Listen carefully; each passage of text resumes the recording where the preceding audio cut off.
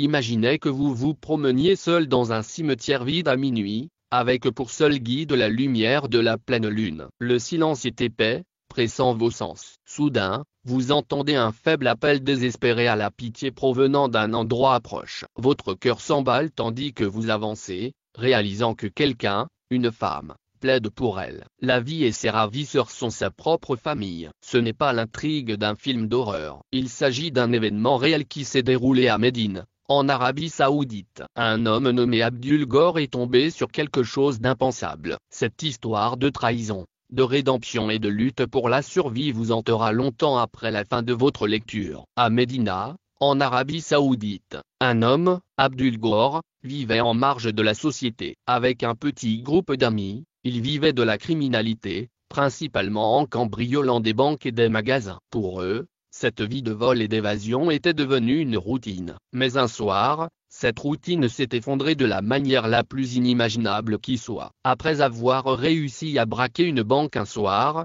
Abdul Gore et ses amis ont emprunté des itinéraires différents pour échapper à la police. Abdul Gore a senti que quelque chose n'allait pas lorsqu'il a remarqué que la police le suivait. Il a accéléré le pas, calquant son rythme sur celui de son cœur. Il s'est retrouvé sur une route sombre et solitaire, bordée de quelques tombes de part et d'autre. Le cimetière s'étendait, dans le silence inquiétant, la pleine lune jetait une lueur étrange sur les pierres tombales. Repérant une vieille pièce délabrée à l'orée du cimetière, Abdul Ghaffur décida que ce serait l'endroit idéal pour se cacher jusqu'au matin. À mesure qu'il s'approchait de la pièce, un sentiment d'effroi l'envahit. Il la balayait du revers de la main, pensant que ce n'était que de la nervosité. C'était juste ses nerfs après l'ol dupe. Épuisé, il s'allongea sur le sol froid et s'enveloppa dans un tissu épais pour se protéger du froid de la nuit. Alors qu'il fermait les yeux, il entendit une faible voix tremblante. C'était une femme qui implorait, « S'il vous plaît,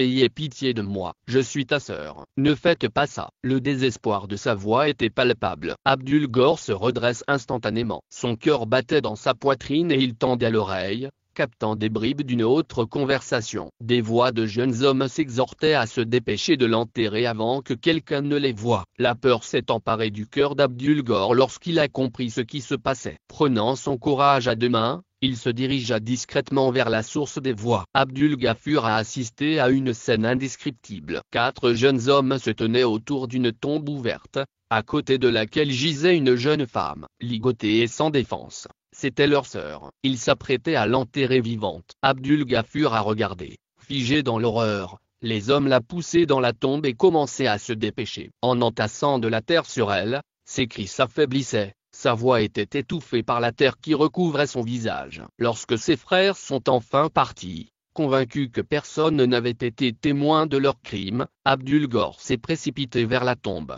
les mains affolées. Il a commencé à creuser, jetant la terre de côté alors qu'il luttait pour libérer la jeune femme avant qu'il ne soit trop tard. Alors qu'il creusait, il entendait de faibles gémissements provenant du sous-sol. Son propre pouls s'accéléra lorsqu'il déterra un petit trou d'air, permettant à la jeune femme de respirer. Il continua à enlever la terre avec toutes les forces qui lui restaient. Finalement, Abdul Ghaffur l'a atteinte, l'a sortie de la tombe et s'est rendu compte avec stupeur qu'elle était enceinte. Son visage était pâle, son corps tremblait, mais elle était vivante. Elle s'est accrochée à lui, soulagée, et s'est présentée sous le nom de Maria, expliquant son histoire tragique. Maria a raconté à Abdul Ghaffur qu'elle avait été une jeune femme pieuse, dévouée à ses prières et déterminée à mener une vie honorable. Mais sa vie a pris un tournant fatal lorsqu'elle a rencontré un homme charmant à l'université. Ce qui n'était au départ qu'une amitié innocente s'est peu à peu transformé en amour, et ils sont devenus inséparables. Ses frères,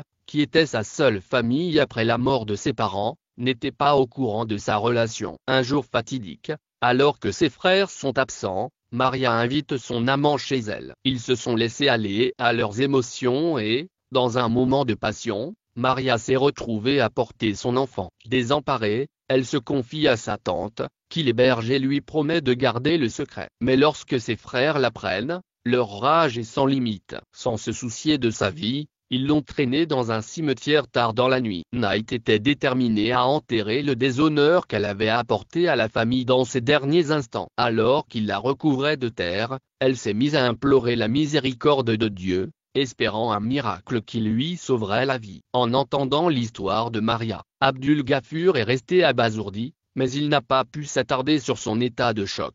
Il l'a conduite jusqu'à la route et a fait signe à un bus. Il explique la situation au chauffeur et fait monter Maria dans le bus qui l'emmène à l'hôpital. Il utilise l'argent qu'il a volé pour payer le traitement de Maria, tandis que les médecins travaillent sans relâche toute la nuit. Abdul Ghaffur arpente les couloirs de l'hôpital, réfléchissant aux choix qui l'ont conduit à ce moment de sa vie criminelle. Il ne s'était jamais arrêté pour réfléchir aux conséquences réelles de ses actes, mais l'histoire de Maria a été un signal d'alarme. Au haut de la page, il s'est rendu compte que lui aussi avait vécu une vie qui ne menait qu'à l'obscurité. Autrefois remplie d'espoir et de rêves, la vie de Maria a été brisée par une seule erreur. Malgré tout, elle ne gardait aucune amertume dans son cœur. Abdul Ghaffur a pris une décision qui allait changer à jamais le cours de sa vie. Il a juré de laisser derrière lui son passé criminel et s'est offert à Maria, promettant de la protéger et de s'occuper d'elle et de son enfant. Pour la première fois en des années plus tard,